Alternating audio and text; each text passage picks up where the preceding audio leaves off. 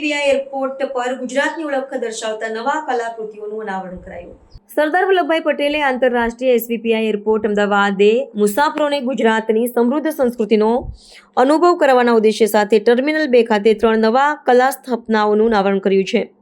આ સ્થાપત્યો ગુજરાતની સ્વતંત્રતાની ચળવળ, ઉત્સવની ભાવના અને રાજ્યના ભવ્ય વારસાને ઉજાગર કરે છે, જે મુસાફરોને ગુજરાતની ઓળખની ઝલક પૂરી પાડે છે. આ સ્થાપત્યો 3 મુખ્ય વિષયો પર આધારિત છે. પ્રથમ, સ્વતંત્રતાની ચળવળ, જેમાં પ્રસ્થાન ચેક-ઇન હોલમાં મહાત્મા ગાંધી અને સરદાર વલ્લભભાઈ પટેલની કલાકૃતિઓ ભારતની સ્વતંત્રતા ચળવળમાં ગુજરાતની ભૂમિકાને શ્રદ્ધાંજલિ આપે છે.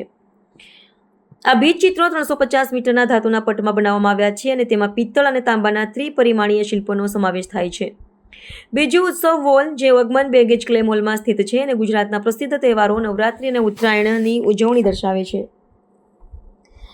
આ ધાતુનું ત્રિપરિમાણીય સ્થાપન ગરબાના નર્તકો અને આકાશમાં ઉડતા પતંગોના ચિત્રો દ્વારા મુસાફરોનું સ્વાગત કરે છે.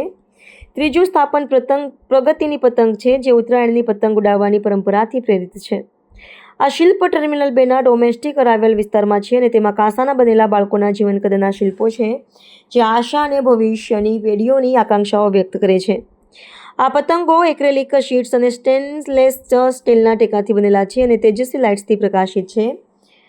અમદાવાદનું સરદાર વલ્લભભાઈ પટેલ આંતરરાષ્ટ્રીય વિમાન મથક, જે અદાણી એરપોર્ટ હોલ્ડિંગ્સ લિમિટેડ દ્વારા સંચાલિત છે, ગુજરાતના વારસા અને સંસ્કૃતિને પ્રોત્સાહન આપવા માટે પ્રતિબદ્ધ છે. આ સ્થાપનાનો મુખ્ય ઉદ્દેશ તમામ મુસાફરોને એક યાદગાર અને સમૃદ્ધ અનુભવ પ્રદાન કરવાનો છે.